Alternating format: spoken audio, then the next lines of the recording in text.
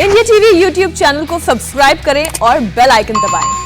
अफगानिस्तान संकट पर इस वक्त की सबसे बड़ी खबर, अब से थोड़ी देर बाद मोदी सरकार की एक अहम मीटिंग होने वाली है। यह मीटिंग सुरक्षा मामलों की कैबिनेट कमेटी यानी सीसीएस की है, जो लगातार दूसरे दिन होने जा रही है। इस मीटिंग में अफगानिस्तान से बाकी बचे हिंदुस्तान के नागरिकों को निकालने और वहां के बदलते हालात पर बात होगी। सीसीएस की मीटिंग के बाद कैबिनेट की भी बैठक होने वाली है। कल भी सीसीएस की बैठक हुई थी और यह बैठक करीब 2.5 घंटे चली। इस दौरान प्रधानमंत्री ने अफगानिस्तान से एक भारतीय को सुरक्षित वापस लाने पर जोर दिया। उन्होंने हर भारतीय की सुरक्षित वापसी के लिए सभी जरूरी कदम उठाने के लिए कहा।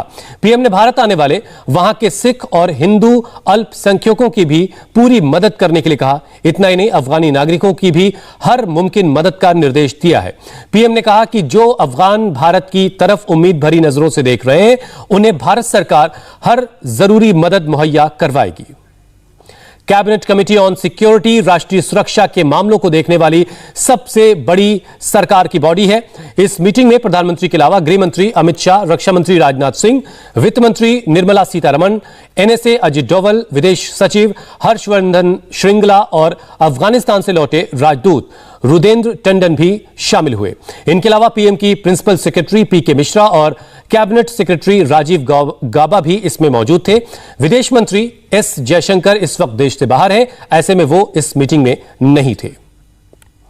हमारे संवाददाता आनंद प्रकाश पांडे इस वक्त हमारे साथ जुड़ चुके हैं। आनंद, कल ही सीसीएस की बैठक हो चुकी है, उसमें साफ ये निर्देश दिया गया कि सभी हिंदुस्तानियों की सुरक्षित वतन वापसी करवाई जाए और जो भी अफगान यहां आना चाहते हैं, जो उम्मीद भरी नजरों से हिंदुस्तान की तरफ देख रहे हैं, उनकी भी हर मुमकिन मदद की जाए। लेकिन आज लगातार दूसरे दिन सीसीएस की बैठक होने जा रही है। आज का एजेंडा क्या है?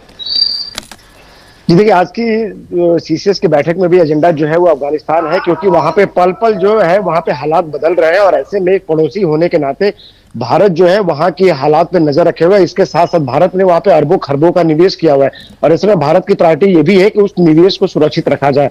हालांकि तालिबान ने यह कहा है कि उनको नष्ट नहीं किया जाएगा। भारत ने जो भी इन्वेस्टमेंट किया, भले संसद का निर्माण करना हो या फिर तमाम जो दूसरे प्रोजेक्ट्स हैं जिसमें भारत ने निवेश किया, उसको नष्ट नहीं किया जाएगा, ऐसे तालिबान ने भरोसा दिया है। लेकिन बावजूद इसके भारत की कोशिश है कि वो पल पल वहां जो हालात बदल रहे हैं उसको उस पर नजर रखे और इसके अलावा जो वहां पे भारतीय फंसे हुए हैं उनकी कैसे सुरक्षित देश वापसी की जाए और उसके साथ साथ अफगानिस्तान के बाकी लोगों की, अगर वो भारत की तरफ उम्मीद की नजर से देख रहे हैं तो उनकी कैसे मदद की जाए, क्या क्या कदम उठाए जा सकते हैं, इन तमाम बातों पे आज सीसीएस की बैठक में चर्चा होगी। और चूंकि वहां पे हालात लगातार बदल रहे, इवॉल्विंग सिचुएशन है वहां पे, तो ऐसे में ये सीसीएस की जो बैठक इस मायने में भी अहम है कि आगे कैसे भारत का क्या रुख रहेगा अफगानिस्तान को लेके।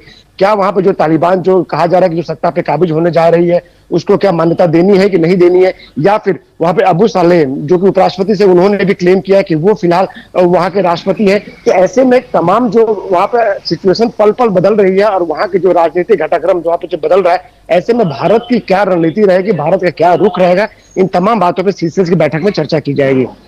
आनंद, एक और बहुत अहम चीज है, जिस तरह का एक गठजोड़ दिख रहा है तालिबान, चीन और पाकिस्तान का, ये जो तिकड़ी बनती दिख रही है, इसे लेकर के एक रीजनल कोऑपरेशन को लेकर के क्या आज की बैठक में कोई फैसला हो सकता है और उसके बाद हम सबको इसकी जानकारी दी जा सकती है? देखिए, इस बैठक में सिर्फ रिव्यू किया जाएगा कि भारत आगे अफगानिस्तान को लेकर भारत का क्या रुख रहेगा। यहाँ इस बैठक में इस बात भी गौर किया जाएगा क्योंकि पड़ोसी अगर अफगानिस्तान में कोई इनस्टेबिलिटी आती है तो उसका सीधा असर पड़ोसी होने के नाते भारत पे पड़ेगा और ऐसे में इसलिए भी भारत सरकार ज्यादा सजग है और वहां के पल पल के हालात पर नजर रखी जा रही है। और भारत की फिलहाल प्रायोरिटी है कि जो वहां पे हिंदुस्तानी फंसे हुए हैं उनकी कैसे सुरक्षित स्वदेश वापसी कराया जाए। इसके अलावा भारत के जो इन्वेस्टमेंट है उसको कैसे सुरक्षित रखा जाए, जो तालिबान की वहां सरकार बनने वाली या फिर जो भी वहां पे राजनीतिक हालात बनेंगे उनको कैसे इस बात को लेकर भरोसा दिया जाए। आनंद, इंतजार करते हैं कि आज की बैठक से क्या खास निकल करके आता है, क्योंकि कल ही सीसीएस की बैठक हो चुकी है, उसमें प्रधानमंत्री तमाम जरूरी निर्देश दे चुके हैं। लेकिन एक और अहम बात जो है कि भारत के हितों की रक्षा अफगानिस्तान के अंदर कैसे की जानी है, ऐसे वक्त में जब चीन का दखल वहां बढ़ जाएगा, पाकिस्तान लगातार तालिबान को सपोर्ट करता ही रहा है। ऐसे वक्त में भारत अपने हितों की रक्षा वहां कैसे करेगा, यह भी एक बहुत बड़ा सवाल इस वक्त हमारे सामने है। अफगानिस्तान के हालात पर भारत की पैनी नजर है। वहां से भारत आने के लिए करीब 1650 अर्जियां अब तक मिल चुकी हैं।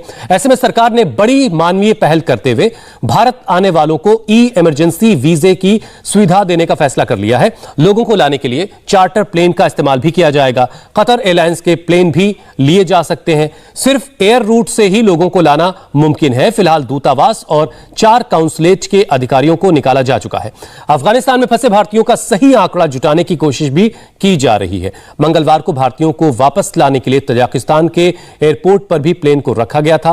काबुल एयरपोर्ट पर भी अभी भी अमेरिका का कंट्रोल है। ऐसे में एयरपोर्ट के इस्तेमाल के लिए एनएसए ने अमेरिका से भी बात की है। अफगानिस्तान में फंसे हर भारतीय को सुरक्षित वापस घर लाना है, वतन लाना है, और इसके लिए हर मुमकिन कोशिश जारी है।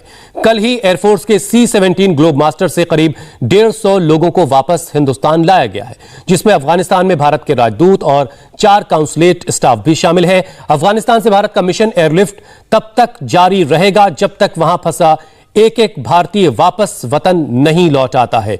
और कल एक बड़ी कामयाबी इसमें मिली जब C-17 ग्लोब मास्टर के जरिए करीब 150 लोगों को वापस वतन लाया गया। अफगानिस्तान से एयरलिफ्ट बेहद मुश्किल मिशन है। अफगानिस्तान में करीब 1700 भारतीय रहते हैं।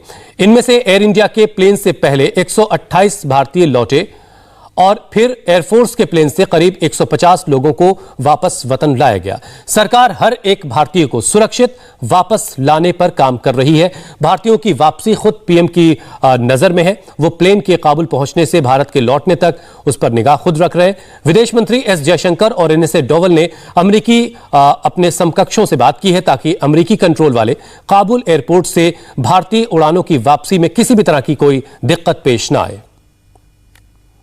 अफगानिस्तान में अब भी कई भारतीय फंसे हैं। करीब 24 घंटे पहले C-17 ग्लोब मास्टर से करीब 150 लोग भारत लौटे हैं। ग्लोब मास्टर से आने वाले लोगों में काबुल में इंडियन एम्बेसी की सुरक्षा करने वाले ITBP के जवान और उनके कमांडिंग ऑफिसर रवि गौतम।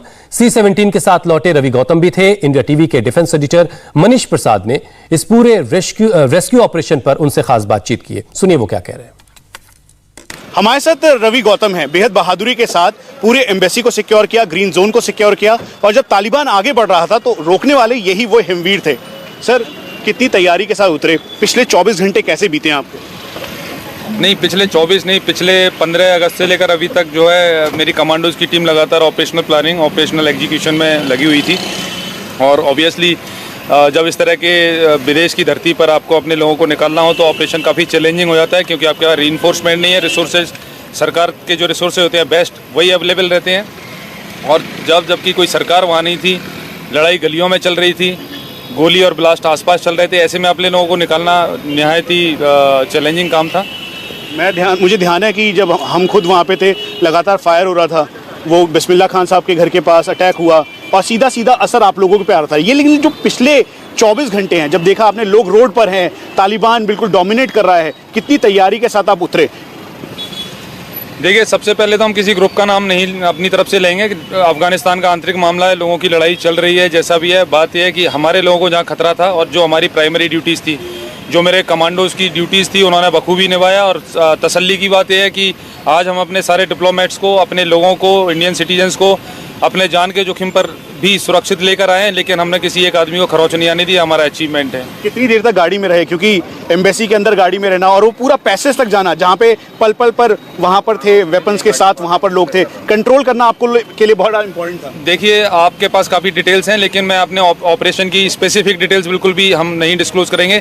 केवल मैं यहाँ इसलिए आपसे थोड़ी सी बात कर रहा हूँ क्योंकि ये मेरे कमांडोज ने आज जो 2 दिन के अंदर, 3 दिन के अंदर पिछला किया है, दिन रात जाग कर और लड़कर जो किया है, प्रेजेंट रहकर वहाँ किया है, केवल इस वजह से मैं आपको थोड़ा सा ये बता रहा हूँ कि हमने कैसे ऑपरेशन, स्पेसिफिक डिटेल्स पर हम नहीं जाएंगे। मोटिवेटेड हैं आपके इस समय?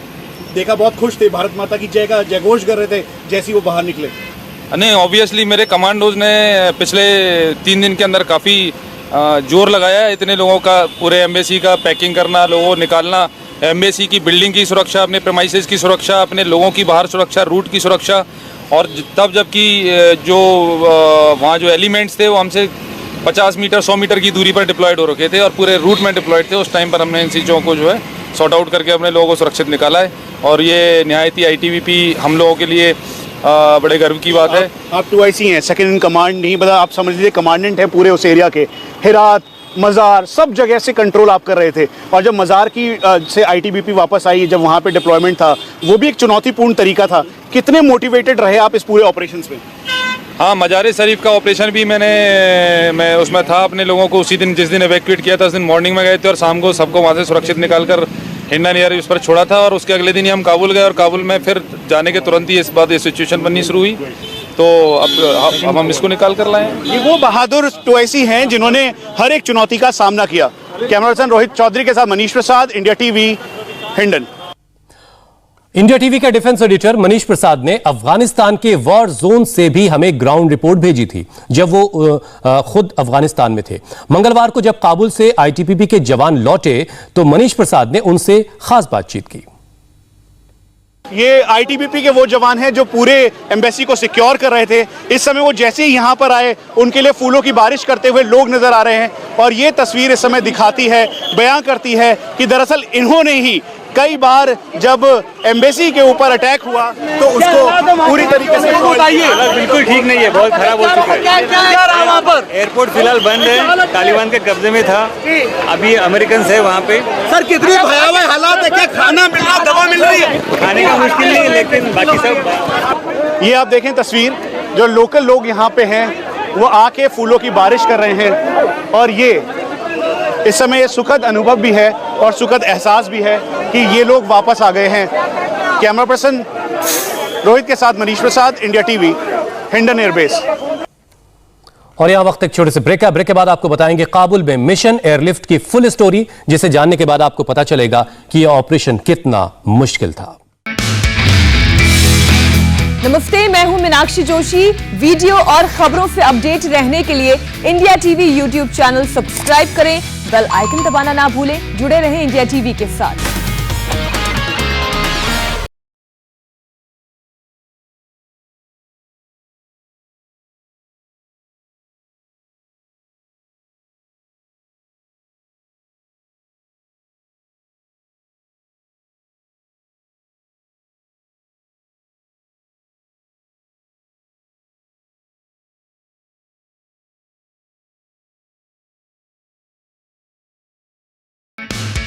इंडिया टीवी यूट्यूब चैनल को सब्सक्राइब करें और बेल आइकन दबाएं।